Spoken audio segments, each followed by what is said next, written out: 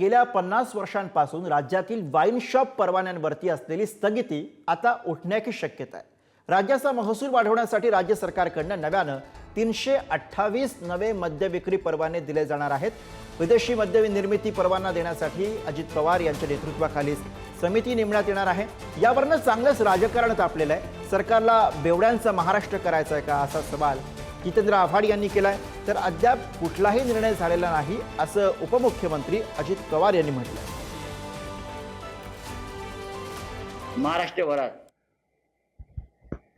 सुंदर देशा काय दगडांच्या देशा वगैरे आहे ना, ते आता बेवड्यांच्या देशा करायचं चाललंय त्यांचं। बेवड्यांच्या देशा ज्या पद्धतीने मद्य परवान्यांचं वाटप झालेलं आहे,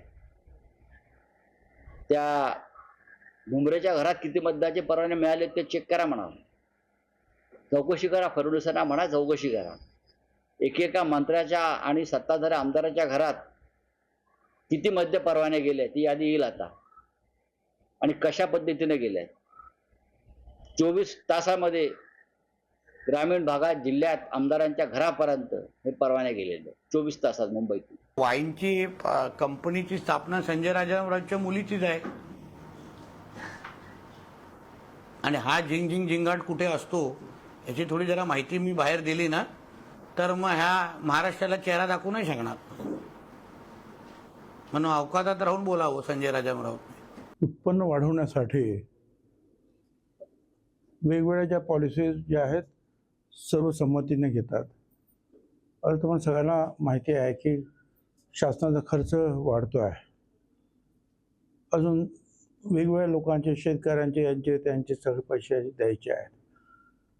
आता शासन हा पैसा जो आहे तुमच्या टॅक्समधूनच गोळा करतं ना। अजित दादा त्या खात्याचे मंत्री आहेत, आणि त्या खात्याचा कारभारच जो आहे हा टॅक्स जास्तीत जास्त गोळा करणं आणि लोकांना खर्चायला देणे ते पैसे, त्याप्रमाणे ते अध्यक्ष होणं हे स्वाभाविक आहे। बहिणींना पैसे द्यायला नाहीत हे कारण देऊन आर्थिक स्थिती सुधारायची असं म्हणून तुम्ही बहिणींचा संसार उद्ध्वस्त करणाऱ्या दारू परवान्यांना परवाना देणार असाल, आम्हाला मान्य नाही।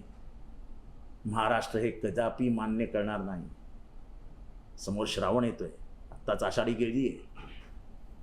वारकऱ्यांचा महाराष्ट्र, साधू संतांचा महाराष्ट्र, त्या बेवड्यांचा महाराष्ट्र। आपण पाठीमागच्या काळामध्येच एक नियम केलेला आहे 72ला का काहीतरी 72-74ला, की इथनं पुढं दारूचे परवाने म्हणजे द्यायचे असतील दुकानं, शॉप, तर त्याच्या संदर्भामध्ये विधिमंडळाला विश्वासामध्ये घेतल्याशिवाय द्यायचे नाही असा निर्णय झाला। त्याच्यानंतर कधी पण आपल्या महाराष्ट्रामध्ये म्हणजे बाकीच्या अनेक राज्यांच्या मध्ये मला तर माहिती मिळाली की उत्तर प्रदेशमध्ये दरवर्षी 3% परवाने जास्त दिले जातात, वाढवले जातात, आणि बाकीच्याही ह्याच्यात वाढवले जातात। तो त्यांचा अधिकार आहे। मद्य विक्री दुकानांना परवाने देण्यासाठीची जी समिती आहे त्यासाठी कुठच्याही परिस्थितीत अजित पवार यांना मंत्री असून सुद्धा हे पद देण्यात येऊ नये अशा स्पष्ट मताची मी आहे। कारण अनेक साखर कारखान्यात ते संचालकपदी आहेत। एवढंच नाही तर